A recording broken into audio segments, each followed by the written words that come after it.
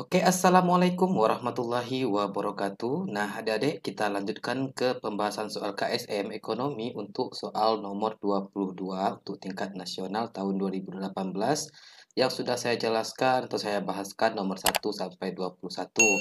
Nah, untuk soal nomor 22, ketika harga Lenovo notebook itu 5 juta per unit, permintaannya 80 unit. Ketika harga naik 10%, maka permintaan turun menjadi 60. Berdasarkan data di atas, berapakah fungsi permintaannya? Nah, berarti di nomor 22 ini kita disuruh menghitung fungsi permintaan. Nah, untuk menghitung fungsi permintaan, kita harus mengenali perubahan dari harga kedua dan harga pertama, serta perubahan dari jumlah barang yang diminta pada perubahan pertama dengan perubahan yang kedua. Nah, kita ke pembahasan. Diketahui tadi harga pertama atau pada saat harga 5 juta permintaan notebook Lenovo itu 80 unit.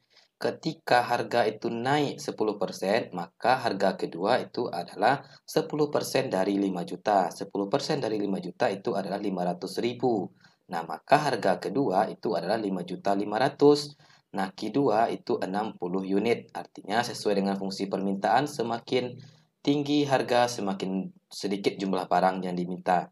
Nah, sekarang silakan adik-adik masukkan ke dalam rumus fungsi permintaan. Fungsi permintaan dilambangkan dengan KIDI. KIDI sama dengan P kurang P1 per P2 kurang P1. Sama dengan Q kurang Q1 per Q2 kurang Q1. Nah, data P itu tidak ada, maka silakan diturunkan saja P. Nah, P1 itu nilainya 5 juta atau harga pertama itu 5 juta. Selisih harga kedua dengan harga pertama. Harga kedua 5.500.000, harga pertama 5 juta, maka selisihnya adalah 500.000. Nah, data Q itu tidak ada. Q pertama itu nilainya 80 unit dan selisih Q2 dengan Q1, Q2 60, Q1 80, maka selisihnya adalah min 20.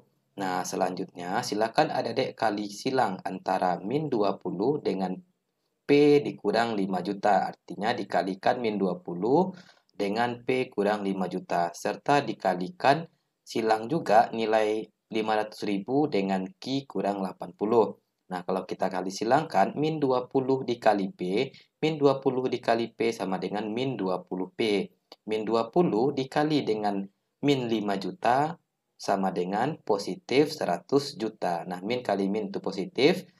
Seterusnya kita kali silangkan 500.000 dengan Q. 500.000 dikali Q sama dengan 500.000 Q. 500.000 dikali min 80 sama dengan min 40 juta. Nah, selanjutnya kita jumlahkan yang bisa dijumlahkan. Min 20 tidak bisa dijumlahkan, maka silahkan turunkan saja menjadi min 20P mengikuti bentuk yang di atas. Karena 100, positif 100 juta itu bisa kita jumlahkan dengan min 40 juta, maka agar dia bernilai positif, kita pindahkan min 40 juta ke sisi kiri.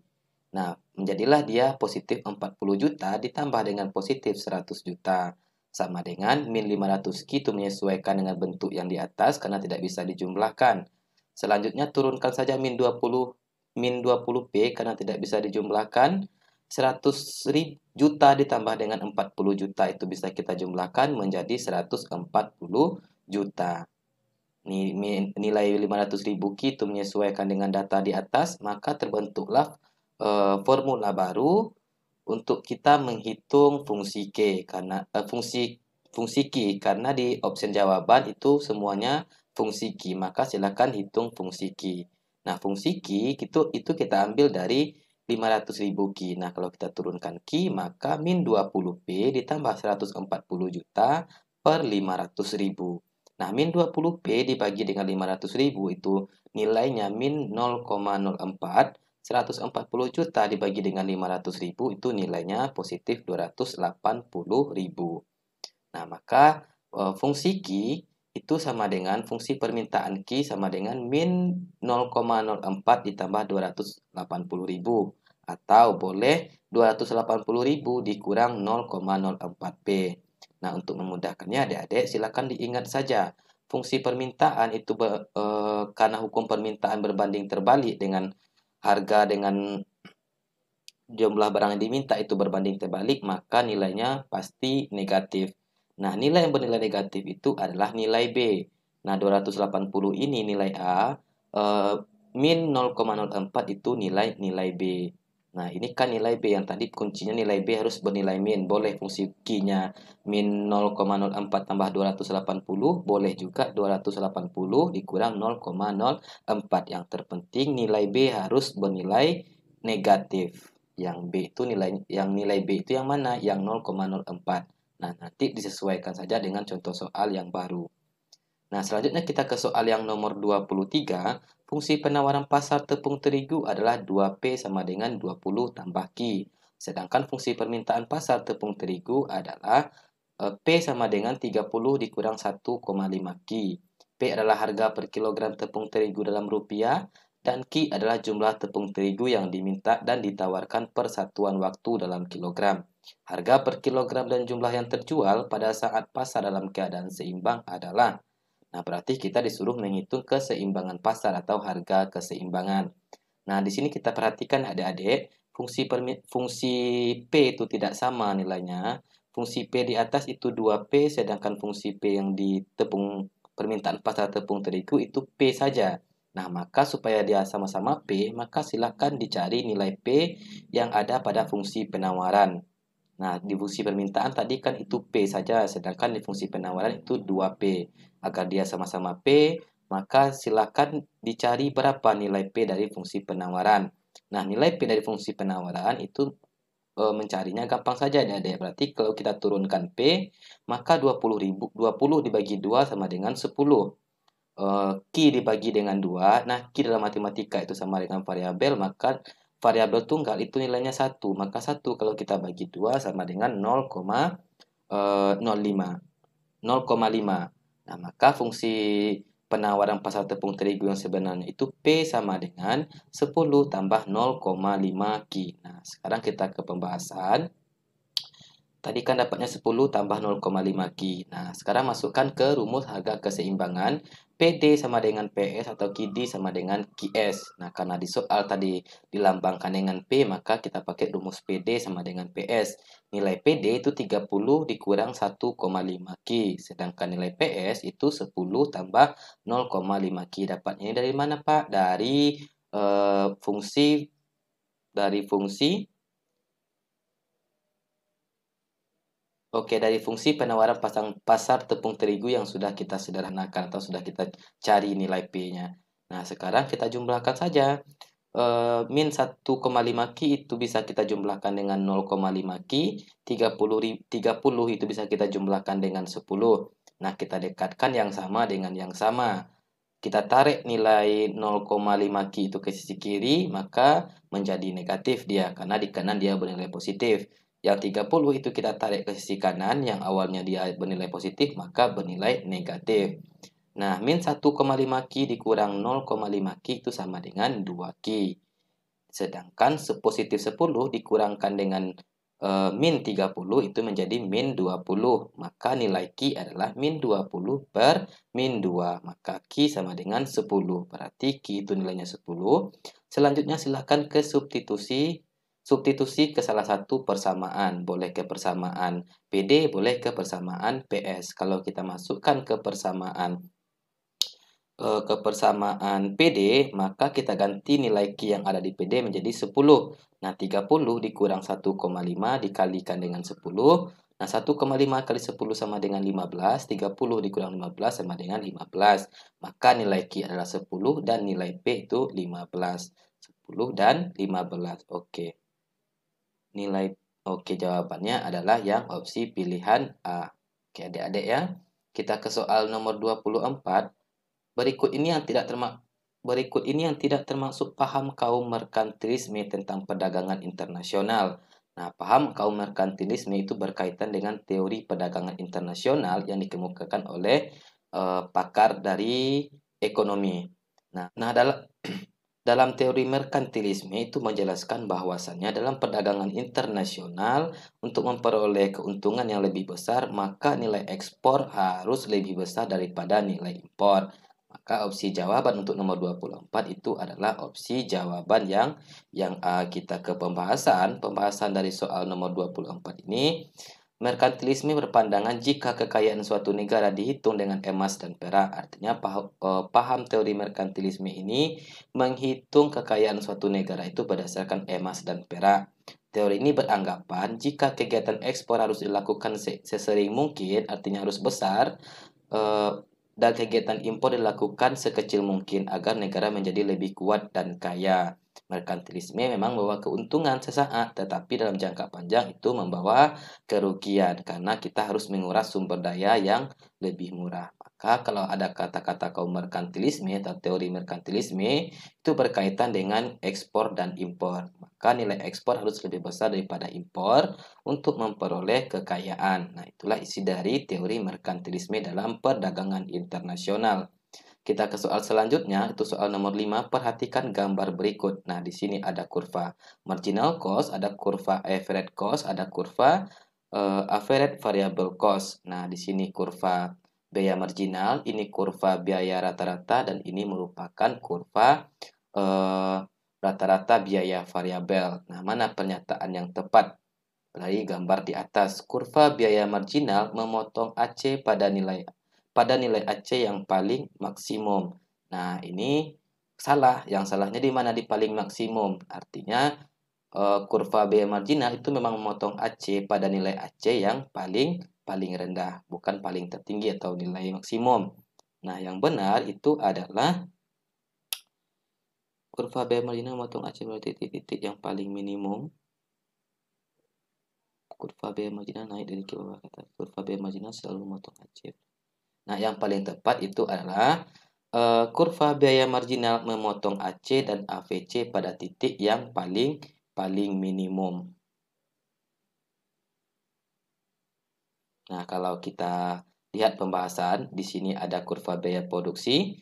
Nah, kurva AC dan kurva AVC berbentuk U. Ciri-ciri dari kurva AC dan AVC, mana tahu besok ditanyakan lain soalnya, sekarang soal marginal, sekarang ke AC atau VC. Nah, ciri-ciri dari AC atau VC ini kurvanya berbentuk huruf U. Nah, kurvanya yang memotong MC pada titik minimum AC dan AVC. Kalau kurva marginal selalu motong AVC di titik terendah kurva MC bentuk seperti huruf U. Nah, maka harus kata-katanya harus minimum bukan maksimum. Maka yang paling tepat itu adalah 25 itu B. Kita ke soal 26. Nah, di sini soal nomor 26 itu saya tidak dapat jawabannya. Entah saya salah dalam menghitung.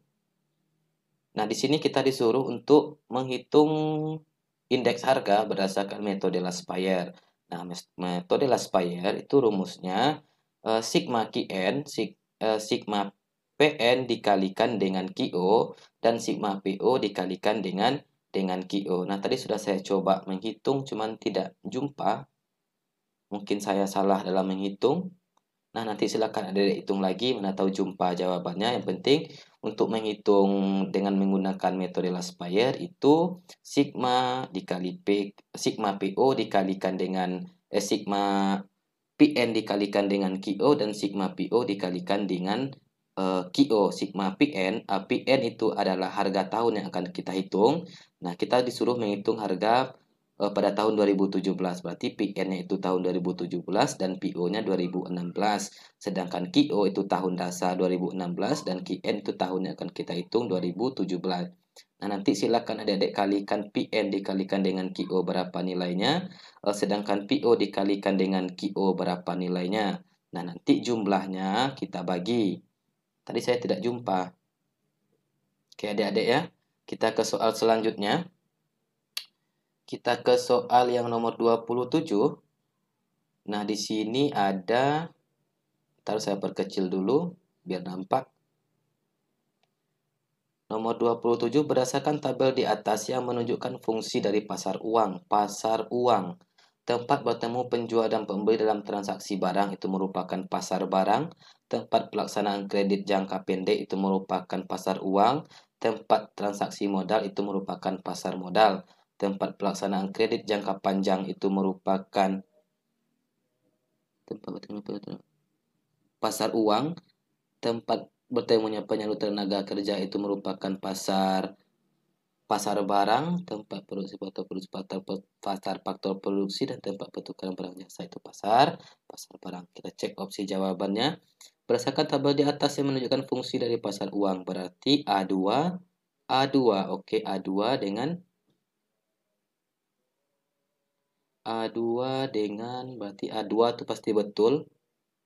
Pasangannya itu otomatis B3.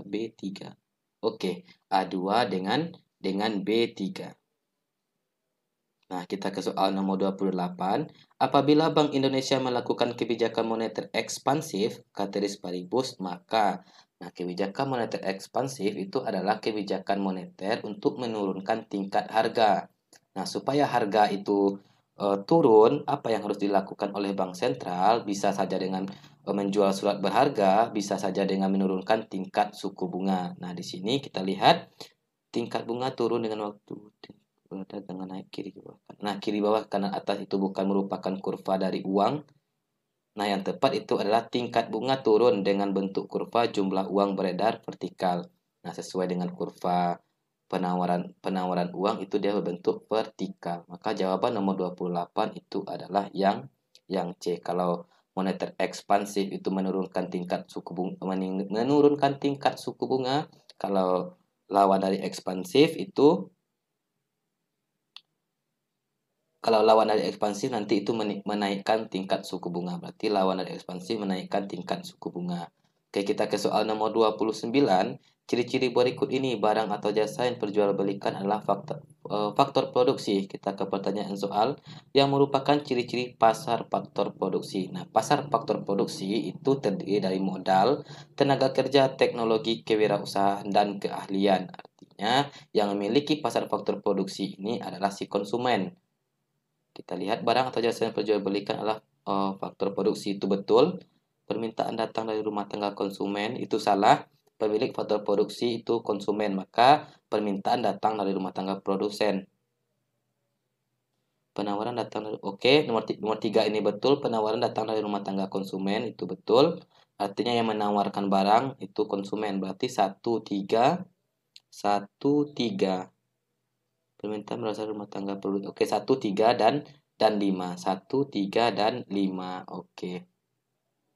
Kita ke soal nomor 30. Bengkel Rahman menerima jasa pengecatan mobil dalam bentuk uang muka 3.500.000. Penerimaan uang muka tersebut dicatat sebagai jasa diterima di muka senilai 3.500.000. Jika Bengkel Rahman telah melaksanakan proses pengecatan namun tidak membuat ayat jurnal penyesuaian atas transaksi tersebut, maka akan mengakibatkan apa? Nah, pendapatan akan diakui terlalu rendah, laba bersih akan diakui terlalu tinggi, beban akan diakui terlalu tinggi, utang akan diakui terlalu rendah. Nah, kira-kira yang mana di sini adik-adik? Artinya dia menerima uang muka 3.500.000 tapi tidak dicatatnya. Nah, kalau tidak dicatat, maka laba bersih akan diakui terlalu tinggi.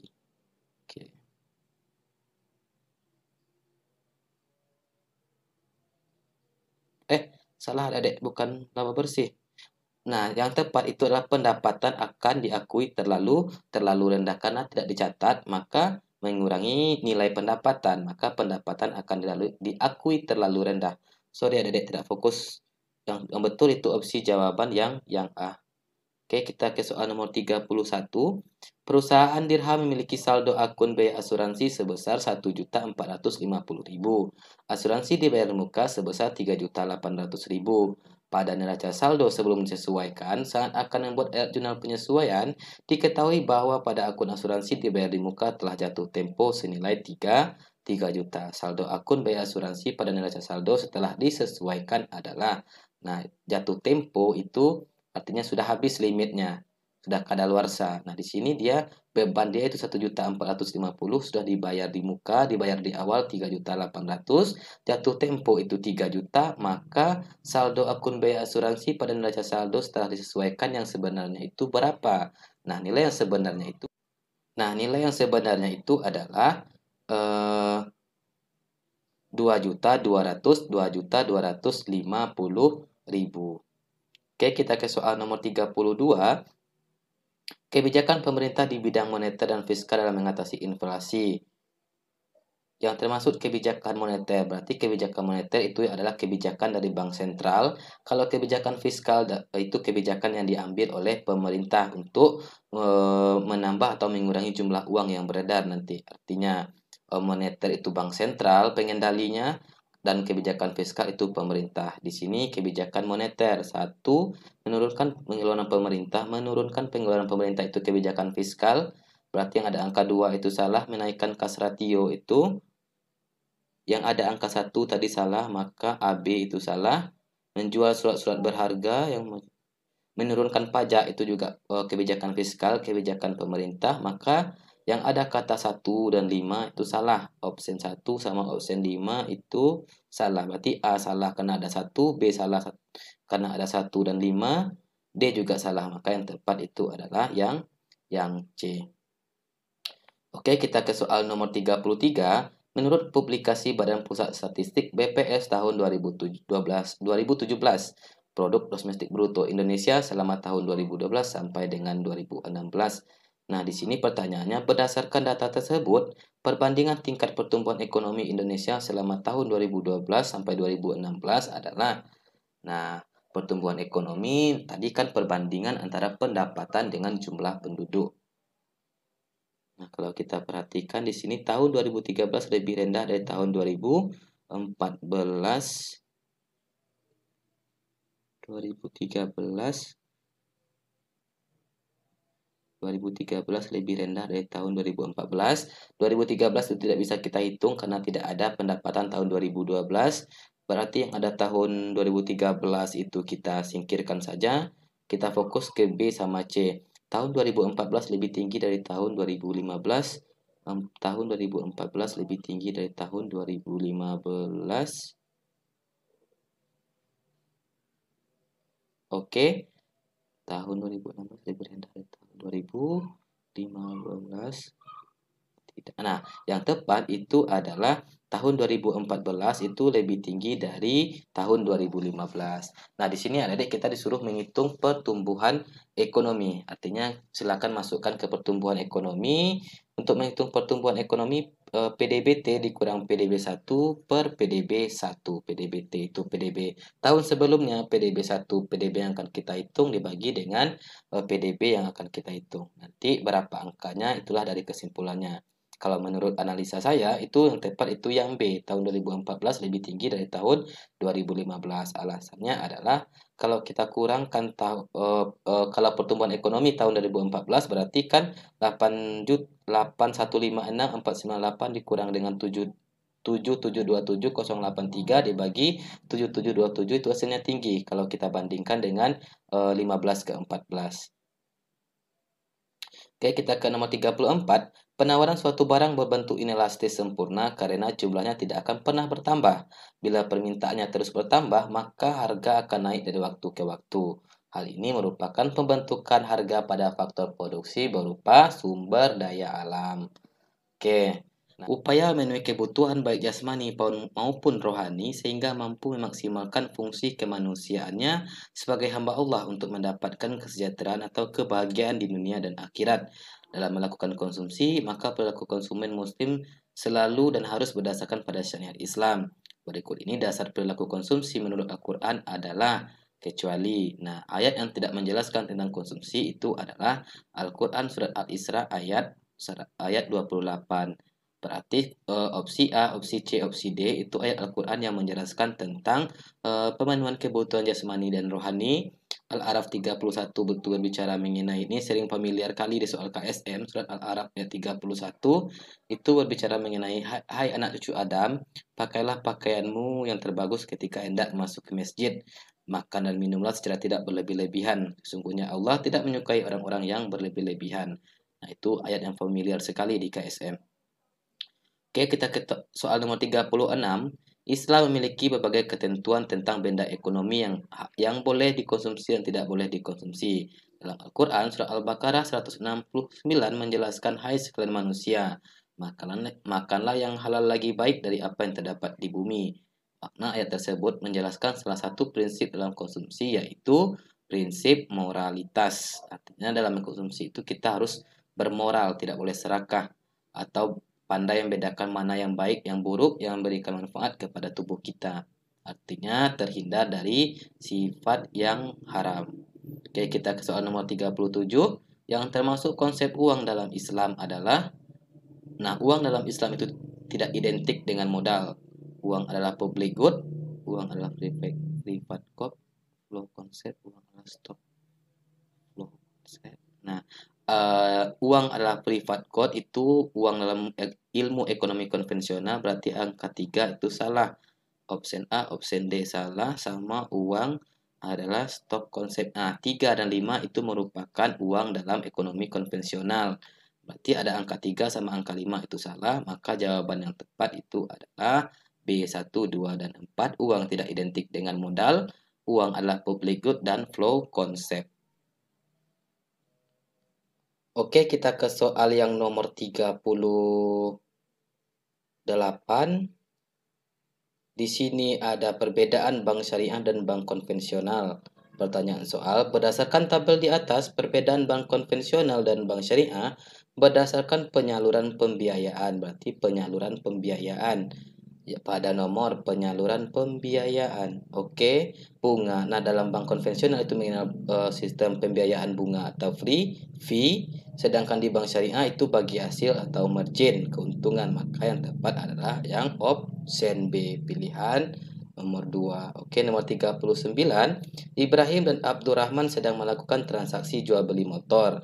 Ibrahim menawarkan motornya kepada Abdurrahman dengan harga 13 juta jika dibeli secara tunai. Namun jika kredit menjadi seharga 15 juta. Hingga sampai akhir transaksi tidak adanya keputusan mengenai harga. Transaksi yang terjadi pada Ibrahim dan Abdurrahman termasuk dalam riba. Sampai akhir transaksi tidak adanya keputusan mengenai harga. Nah, artinya tidak jelas mana yang tepat itu adalah ribayat. Ribayat ini tidak ada masanya. Tidak jelas, tidak ditentukan masanya. Kalau riba fadli itu tidak melebihi pengembalian, riba nasi'ah itu hampir sama dengan riba kad. Nanti boleh adik baca lagi, sering lagi. Nomor untuk 39 ini, kalau menurut saya itu adalah ribayat. Artinya ribayat ini adalah tidak ada masanya. Dalam transaksi utang piutang itu tidak ada ditentukan masanya, sehingga nilai ribanya, nilai kelebihan itu semakin bertambah tahun semakin besar. Oke, nomor 40. Manakah di antara pernyataan berikut ini yang menunjukkan konsep dalam teori ekonomi Islam? Putusan dari seorang konsumen selalu didasarkan pada perbandingan. Oke. Nomor 4 itu setiap konsumen yang senang akan memilih barang yang disenangi karena barang yang lebih diminati. Oke, itu konvensional. Terbatasnya pendapatan memaksa orang untuk menipu. Ini konvensional juga. Jika dua orang memberi manfaat yang sama, konsumen akan memilih yang biaya lebih. Oke, ini konvensional juga. Nah, berarti yang pernyataan yang satu. Oke, adik-adik, sampai nomor 40 berakhir sudah pembahasan KSM tingkat nasional tahun 2018. Semoga memberikan manfaat kepada adik-adik semua. Selamat berjuang dan bertanding di KSM Provinsi besok pagi. Semoga mendapatkan hasil yang terbaik. Saya akhiri. Assalamualaikum warahmatullahi wabarakatuh.